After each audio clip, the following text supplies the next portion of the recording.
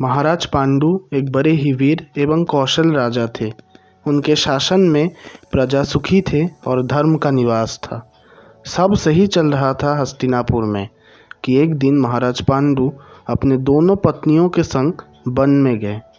कुछ आगे चलने पर अचानक महाराज को दूर से ही एक हिरन दिखा। महारानी माद्री को उस हिरन के खाल को पाने की आशा महाराज पांडु से की। महाराज पांडु शीघ्र ही उस हिरन को वध करने हेतु प्रस्थान किए। उन्होंने बाण निकाला, निशाना साधा और सीधा हिरन की तरफ छोड़ दिया। बाण हिरन को लगते ही महाराज पांडु ने यह पाया कि वो एक हिरन रूपधारी ऋषि थे, जिन पर महाराज पांडु ने अपने बाण के वार से उन्हें घायल कर दिया। अपनी इस हालत को देख निर्दोष ऋषि क्रोधित होकर महाराज पांडु को यह श्राप दिया कि जब भी महाराज पांडु किसी भी स्त्री के साथ सहवास करेंगे तब उनकी मृत्यु हो जाएगी। यह बात सुनते ही पांडु के पैरों तले जमीन खिसक गई।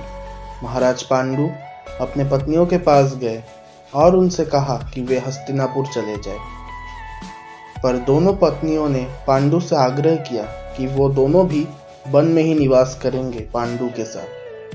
पांडु ने हस्तिनापुर के सिंहासन का त्याग दिया और वन में ही निवास करना शुरू कर दिया।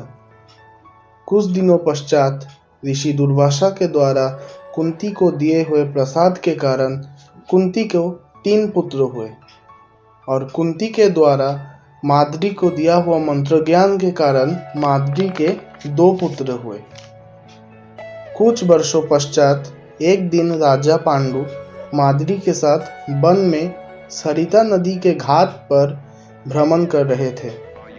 उस दौरान आसपास का वातावरण कुछ रोमांचक था और शीतल वायु से दोनों का मन बिल्कुल शांत हो गया था।